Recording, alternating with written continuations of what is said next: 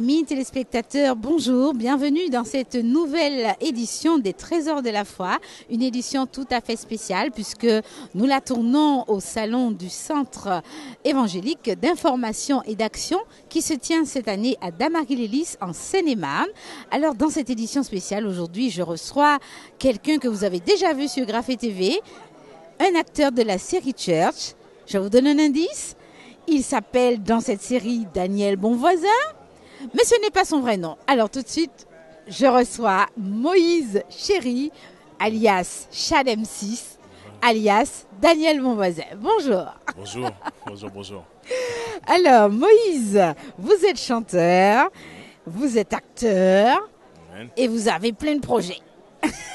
Exactement, plein de projets et alors déjà avant d'aller plus loin, déjà je tenais juste à vous remercier déjà d'être là pour le travail que vous faites et de me donner la possibilité d'être là, de vous parler, c'est vraiment une grâce et je vous remercie aussi pour le travail effectué, c'est vraiment une grâce énorme. Merci. Alors sur Graphé TV, on vous a vu dans la série Church, on a rigolé et puis on attendait la suite. Et là vous avez une bonne nouvelle pour nous, il y aura plus qu'une suite, il y a une autre série, tout court. Exactement, voilà. Et voilà, je suis aussi venu pour parler de cela. Oui. Alors donc effectivement, pour tous ceux qui ont suivi, qui ont pu suivre Church, qui ont pu suivre avec délectation la première saison, oui. Ils ont vu que effectivement on s'arrêtait brutalement sur la deuxième saison au deuxième épisode. Oui. Alors déjà une première information, il faut savoir qu'on avait déjà enregistré 2 autres épisodes, donc il y a 2 autres épisodes qui ne sont pas sortis et il y en a un qui devrait sortir en décembre si Dieu veut. Oui. Donc voilà, donc pour tous ceux qui attendaient, donc il y a quand même 2 épisodes qui sont là et effectivement un nouveau projet qui s'intitule Au quotidien. Donc oui. déjà, d'ores et déjà, j'invite tout le monde à aller sur internet et taper auquotidienlasérie.com. Voilà, sur YouTube, on la retrouve. Il y a le site internet et oui. actuellement elle est sortie sur YouTube, effectivement, c'est voilà. cela. Donc c'est une série en cours de production Oui. et on va la retrouver au grand complet bientôt sur Graphé TV. Exactement, donc voilà, une fois que tout est en boîte, on envoie directement à Graphé TV et en attendant, ceux qui sont un petit peu curieux, n'hésitez pas à aller sur le site et de découvrir un petit peu ce que propose cette nouvelle série. Alors de quoi elle parle? On peut faire un petit synopsis déjà. De quoi ça parle au quotidien? Est-ce que ça ressemble à Church ou bien c'est... Alors non, ça ressemble pas du tout à Church. En fait, ce qui se passe, c'est que quand Dieu m'a donné la vision de faire des séries, parce que c'est ça en fait c'est une vision. C'est la vision. La vision que Dieu m'a donnée, c'est d'établir plein de séries, de faire plein de séries. Oui, j'avais raison de dire qu'il y a plein de projets. Il y a plein de projets, effectivement. Et donc voilà, et c'est ça. Et donc c'est voilà, pouvoir offrir un panel énorme de séries. Et donc Church, c'était une vision d'une jeunesse quelconque, on va dire, et les travers d'une jeunesse. Et c'était sous le ton humoristique parce que j'aime l'humour. Je suis quelqu'un qui aime rire, qui a la joie de vivre. Et donc c'est vrai que voilà, c'était sur le ton de l'humour. Au quotidien, ça sera une série un petit peu plus sérieuse. Comme le nom l'indique, c'est ce que l'on peut, voilà, ce sont des choses que l'on voit dans notre quotidien.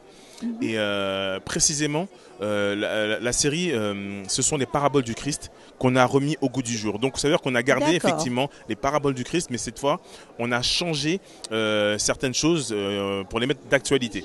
Donc voilà, après pour le reste, faut découvrir. N'hésitez pas à regarder parce que ça vaut le détour. Mais en tout cas, voilà, cette fois, on s'est basé sur les paraboles du Christ. D'accord. Et comment on tourne une série? Est-ce que Dieu vous a donné cette vision? Mais j'imagine qu'il faut une équipe, il faut du monde. À vous tout seul, vous ne faites pas tout. Il ne s'agit pas de cliquer sur un ordinateur et de dessiner. Clairement. Alors, après Dieu, qui est donc le producteur en chef, c'est vrai que derrière moi, il y a énormément de monde. Oui. Là aussi, je tiens à les remercier parce que sans eux, il n'y a pas de projet. Donc vous dirigez une équipe. Exactement. Donc, alors c'est vrai qu'au départ, quand on est arrivé, alors maintenant c'est vieux, Church, ça a commencé, l'aventure a commencé il y a à peu près 6-7 ans. C'était avant-gardiste. C'est-à-dire qu'aujourd'hui, aujourd'hui encore, il n'y a pas beaucoup de séries chrétiennes francophones. Et on est arrivé un petit peu comme des ovnis. Et c'est vrai que du coup, très peu de personnes y croyaient. Très peu de personnes comprenaient même où on voulait en venir quand j'ai présenté le projet à droite à gauche. Dieu merci, je suis dans une assemblée où les jeunes sont actifs, les jeunes m'ont toujours suivi et c'est eux-mêmes justement qui ont pris part à ce projet. Et effectivement, toutes ces personnes-là ont pris à cœur ce ministère et donc du coup ont participé. Donc c'est une énorme équipe. C'est une énorme équipe derrière. C'est des personnes qui ont travaillé, à peu près une dizaine de personnes qui ont travaillé sans relâche pour que justement Church puisse avoir l'ampleur qu'il y a aujourd'hui, des multiples diffusions et des multiples vues sur les différents réseaux sociaux. Est-ce que c'était l'occasion pour ces jeunes d'exploiter des talents qui étaient peut-être là, jusque-là endormis, quoi? Bien sûr, parce que là aussi, au départ, je ne comprenais pas trop la vision que Dieu me donnait par rapport à la vidéo, mais aujourd'hui, je vois qu'effectivement, il y a une demande. Il y a une demande, et le problème, c'est qu'effectivement, aujourd'hui... on est à l'ère de l'image, de toute façon. Déjà l'image, vous le savez mieux que moi encore combien l'audiovisuel est importante et c'est quelque chose qui est tend à se développer et vraiment a un impact particulier. Mais c'est vrai qu'aujourd'hui on a très peu de productions francophones, ne serait-ce que des longs métrages et encore pire des séries.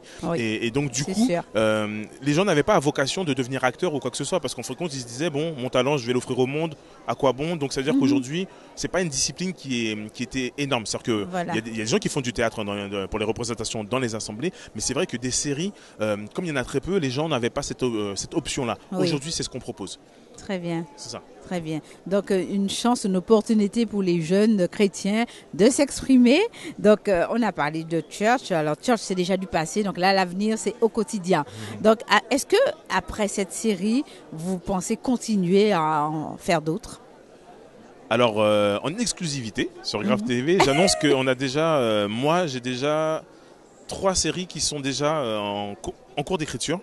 Donc qui vont être amenées à être développées si Dieu veut. Après, il y aura plein de circonstances qui vont faire que, mais en tout cas en termes d'écriture, 3 séries avec des thèmes originaux qui sont déjà voilà, dans un coin de ma tête et dans un coin d'une feuille pour la suite.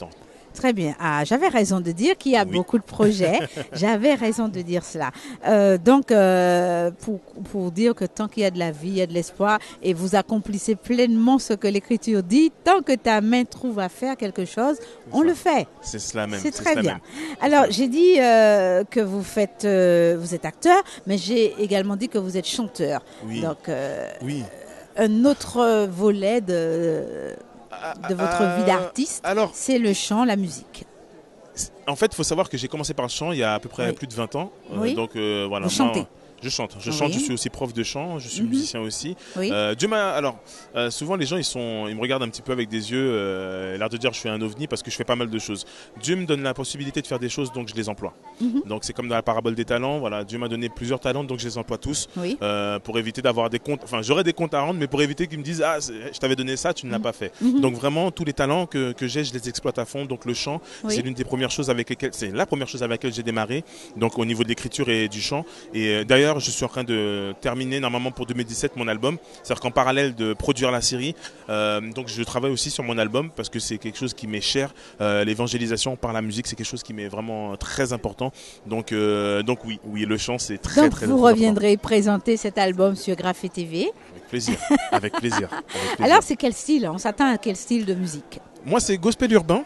C'est un terme qui englobe un petit peu tout. Alors voilà, c'est avec des sonorités plutôt R&B si on doit avoir francophone.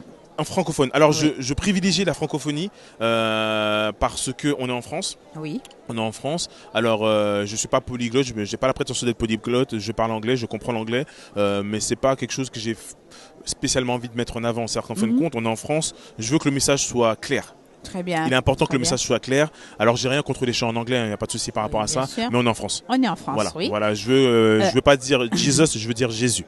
Très bien. Alors, à qui s'adressent vos chants? Vous les écrivez, vous les pensez, vous avez parlé d'évangélisation. Vers quel public vous vous destinez?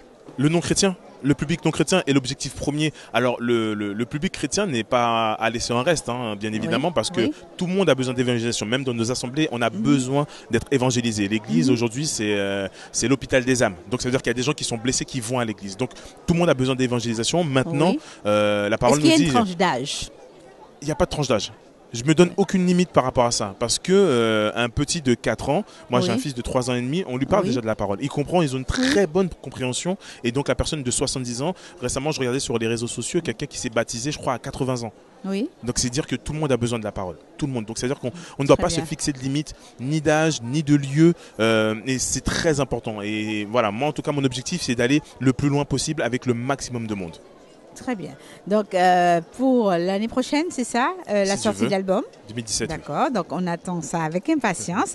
Et l'année prochaine également, la série complète pour Au quotidien. au quotidien la série, oui. Voilà. J'ai vu que vous portez fièrement un petit badge sur votre veste.